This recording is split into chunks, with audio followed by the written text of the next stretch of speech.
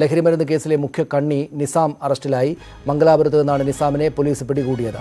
ബംഗളൂരുവിൽ നിന്ന് കണ്ണൂരിലേക്ക് ടൂറിസ്റ്റ് ബസ്സിൽ 2 കിലോയോളം MDMA അടക്കമുള്ള ലഹരിമരുന്ന് പാഴ്സലായി അയച്ച കേസിലാണ് അറസ്റ്റ്. വിവരങ്ങളുമായി മനു ഭരത് ചേരുന്നു. മനു, മറ്റ് വിശദാംശങ്ങൾ എന്താണ്?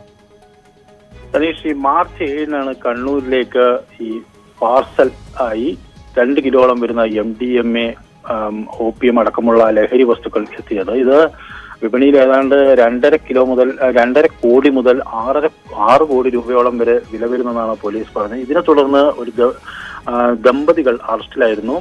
ബൾക്കീസും അഫ്സലുമാണ് പിടിയിലായത്. ഇവരെ ചോദ്യം ചെയ്തതിൽ നിന്നാണ് ബാംഗ്ലൂരിൽ നിന്നാണ് ഈ മയക്കുമരുന്ന് എത്തിയതെന്നും ഇതിന്റെ മുഖ്യ കണ്ണി ഈ ബൾക്കീസിന്റെ ബന്ധു കൂടിയായ നിസാമാണെന്നും പോലീസിന് വ്യക്തമായത്.